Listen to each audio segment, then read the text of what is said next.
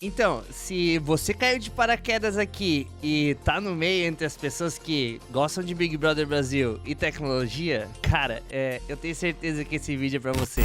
Atenção, menores de idade, saiam da sala. Pra quem não me conhece, meu nome é Pedro Nauk e você sabia que o Big Brother ele entrou pro Guinness Book com a maior quantidade de votos já conseguido por um programa de televisão? Com, cara, mais de 1,5 bilhão de votos num só paredão? Agora, já parou pra pensar a bronca que a Globo tem pra lidar com tanta gente assim, acessando e votando ao mesmo tempo nos seus sites? Se você tem essa curiosidade de saber como tudo isso funciona, fica até o final do vídeo que eu vou te explicar certinho como uma estrutura como a do BBB faz para conseguir aguentar bilhões de acesso. Então, bora pro vídeo e roda a vinheta, pai!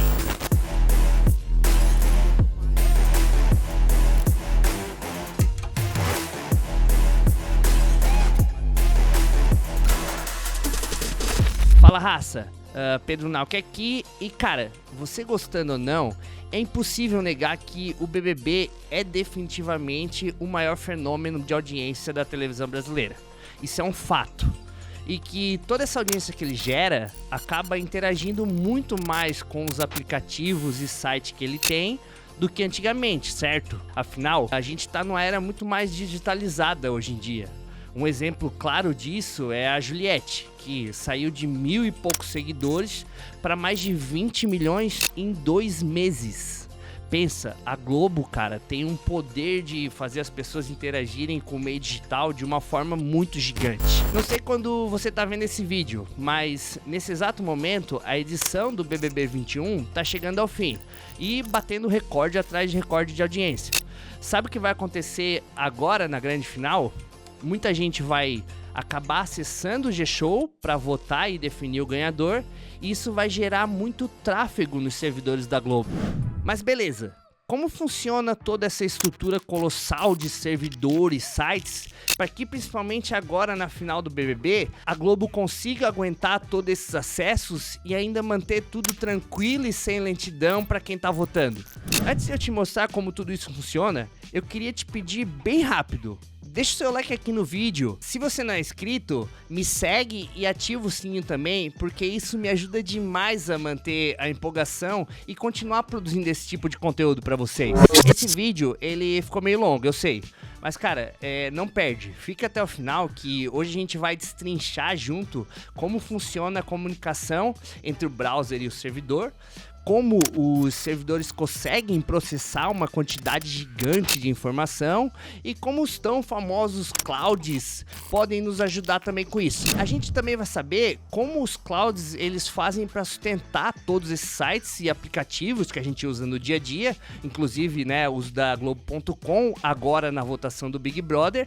Mas pra gente começar a entender como funciona toda essa estrutura capaz de aguentar bilhões de acessos, eu vou te mostrar o que é a parte do cliente. No caso, o browser, né? A parte da frente, ou mais conhecido como navegador de internet que tu tem instalado aí no teu computador ou telefone. Sabe o Google Chrome ali? Então, ele é a principal interface, a parte da frente que você enxerga, e é um dos aplicativos mais importantes hoje, porque é através dele que você tem acesso a todo o resto de aplicações e servidores da web. A gente vai entender aqui uma coisa que eu vou chamar de conversa entre o browser e o servidor. Só que de uma forma bem rápida, tá? Porque o foco aqui é mais entender o que tá por trás, lá no servidor, que é o local onde fica guardado de fato as informações que tu precisa do site que tu tá acessando. Tudo começa quando tu digita na barra de endereço do Chrome, o endereço ou URL do site, por exemplo, youtube.com.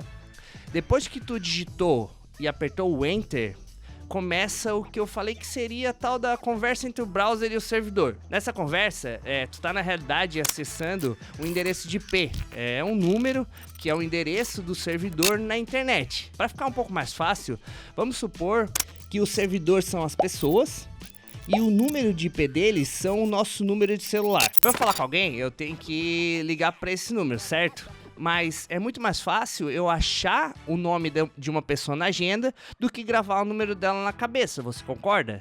O mesmo acontece para a gente conseguir acessar um servidor. É mais fácil eu decorar o nome do domínio do que o número do servidor, que é algo extenso e difícil de decorar.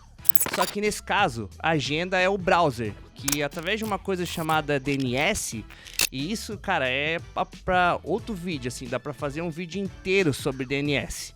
Mas ele sabe, através de um DNS, que um domínio X aponta para um servidor Y. E aí, esse acesso que eu falei que você fez no servidor, nada mais é do que uma ação, que nesse caso é acessar o site do YouTube, e essa ação vira o que a gente chama de requisição.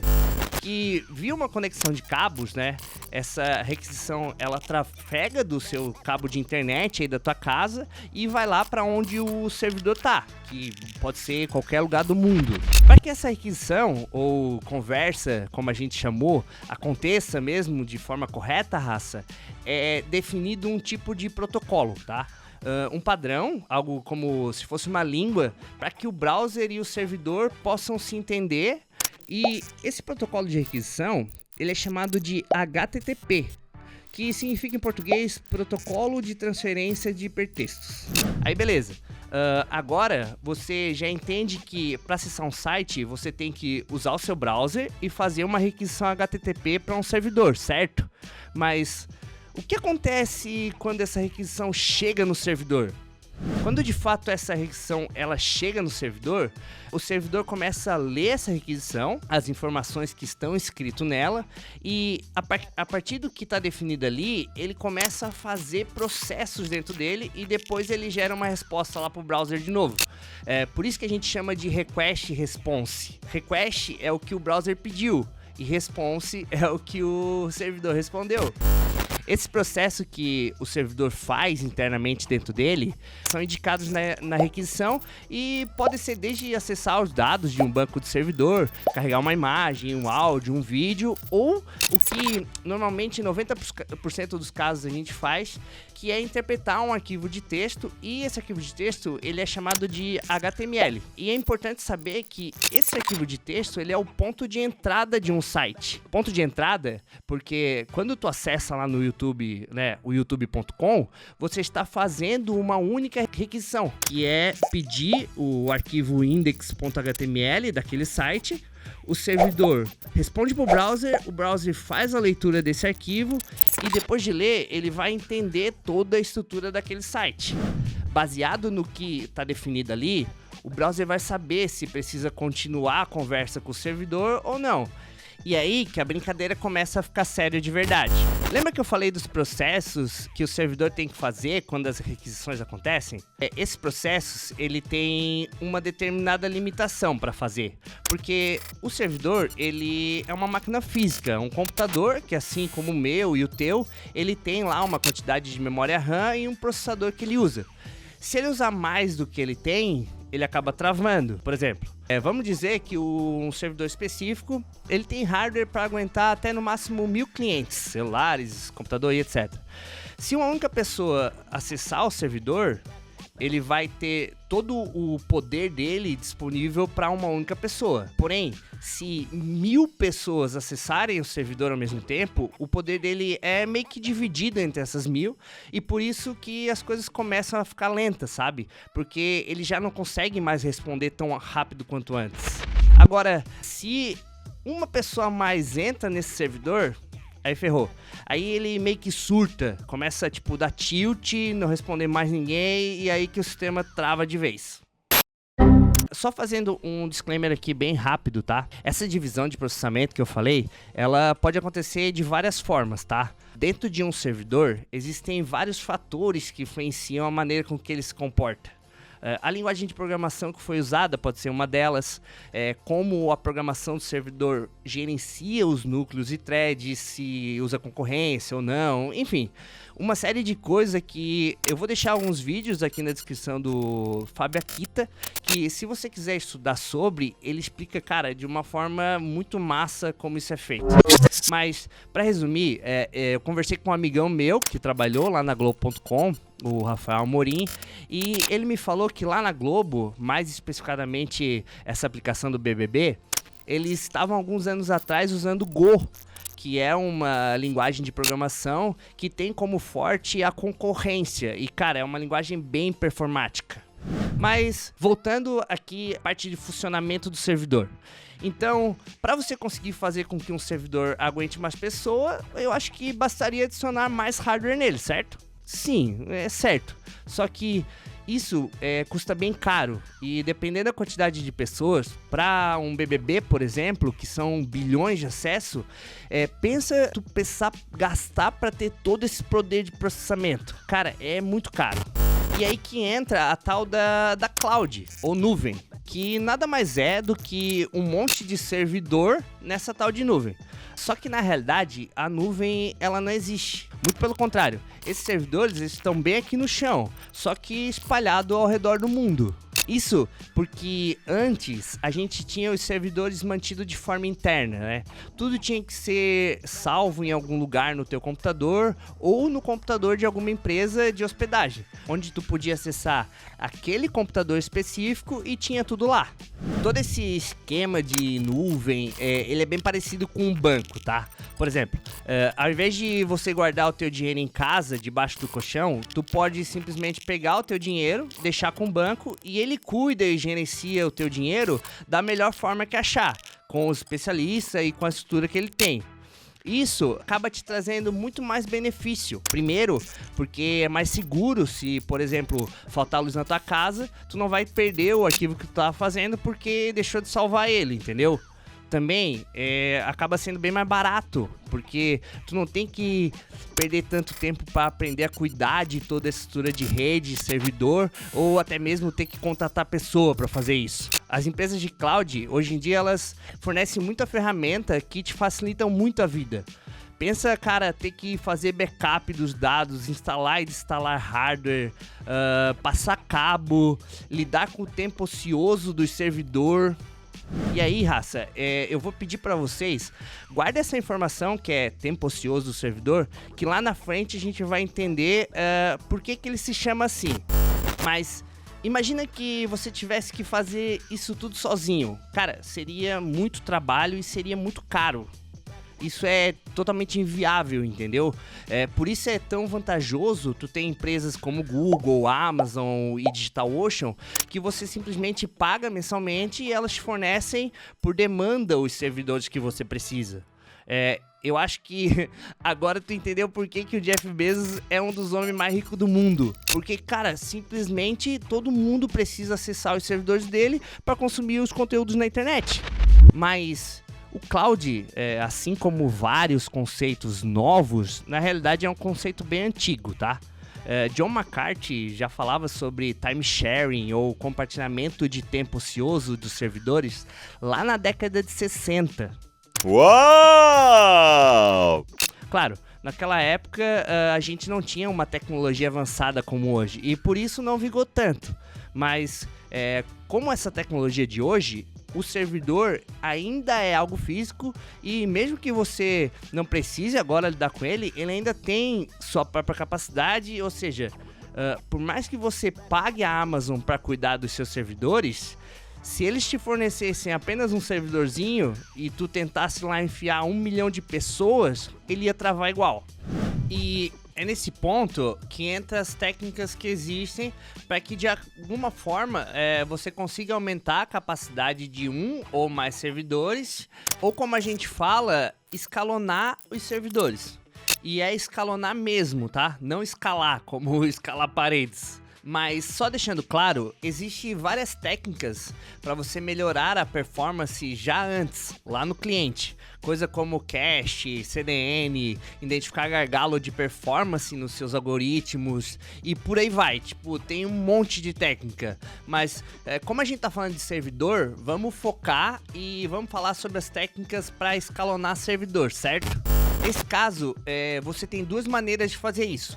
Uma delas é o escalonamento vertical, ou scale up, e outra é o escalonamento horizontal, chamado de scale out. Na primeira, você só precisa adicionar mais hardware no seu servidor, ou seja, você vai deixando ele cada vez mais bombado. Enquanto na segunda, ao invés de você ter um único servidor bombado, você tem vários servidores com menor capacidade, mas que fazem parte da mesma rede e conversam entre si. Esses servidores a gente costuma chamar de cluster. Acaba que o escalonamento horizontal ele é muito melhor, porque é melhor você ter um exército de pequenos servidores que formam uma única força do que um único servidor guerreiro super forte, entendeu? Mas também, principalmente por causa lá daquele termo que a gente viu, chamado de tempo ocioso do servidor. Mas beleza, o que é esse tempo ocioso? Se você tem um servidor muito forte, que pode processar muitos acessos ao mesmo tempo, quando houver um período que o seu site não tenha o que fazer, que o seu servidor não tenha muitos processos, ele vai ficar lá com o poder de processamento dele sobrando, ou seja, vai ficar ocioso. Diferente de quando você tem vários pequenos servidores em um cluster, que você pode programar para que em determinado tempo o seu cluster aumente de tamanho e aloque mais servidores para ajudar nessa guerra, né, contra todo esse tráfego. E em outro momento, ele trabalhe com uma quantidade reduzida de servidores, barateando. Cara, e barateia muito o custo. E aí entra de novo a vantagem em você contratar uma empresa como a Amazon, por exemplo. Hoje em dia, empresas como essa já fornecem uma coisa que a gente chama de auto-scaling. E você nem precisa mais se preocupar em saber que horários você vai precisar escalonar os seus servidores, porque elas mesmo de forma automática já fazem isso para você. Funciona de uma forma bem simples, tá? Conforme os acessos vão aumentando ou não, ela vai colocando novos servidores ou removendo. Isso tudo, cara, de uma forma muito customizada e personalizada. É muito massa, velho. Até aqui a gente já sabe como funciona uma requisição, como um servidor se comporta e processa os arquivos. Já sabemos também que o cloud, junto com o escalonamento horizontal, são as melhores alternativas para aguentar as requisições. E que para fazer isso, você precisa ter várias máquinas ligadas em uma só, formando um cluster, certo? Mas como que a gente faz para definir em que máquina cada usuário vai entrar? E tipo, como a gente vai distribuir de forma correta todo esse tráfego? Aí entra uma coisa bem legal chamada load balancing, ou em português balanceamento de carga. Só que nesse caso tá mais para balanceamento de tráfego. Vamos supor que a gente tem uma estrutura com vários servidores ligados um no outro, que tipo, por consequência podem interagir com outros servidores, que podem interagir com servidores de banco de dados e por aí vai, formando meio que uma cadeia de servidores, sabe? O load balancing, nesse caso, ele é feito através de um carinha chamado load balancer, que nada mais é do que um único servidor otimizado e inteligente suficientemente que fica uma camada à frente dos outros servidores.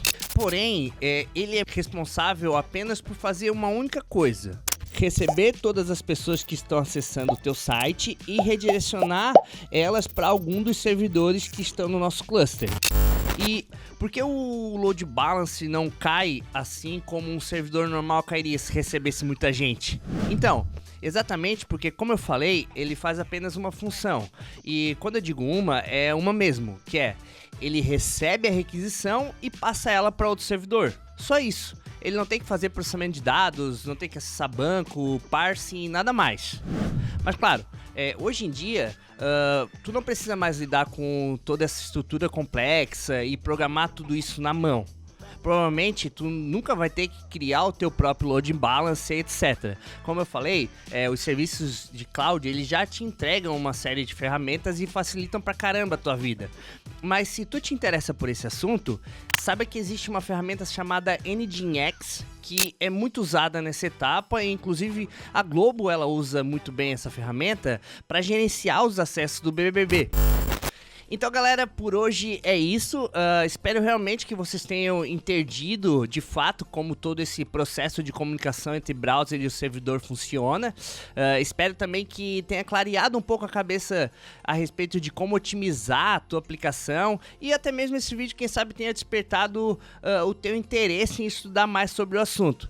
Agradeço demais vocês por terem visto esse vídeo e ter ficado aqui até o final comigo. Como eu falei, se você não se inscreveu ainda, se inscreve no canal, deixa o teu like, comenta, me dá o teu feedback, porque isso é muito importante pra mim mesmo. Fazer um vídeo desses, cara, é algo bem complexo, é algo que demora bastante. E ter o feedback de vocês só me deixa mais empolgado pra continuar produzindo, beleza? Então, galera, por hoje é só, valeu e é nóis!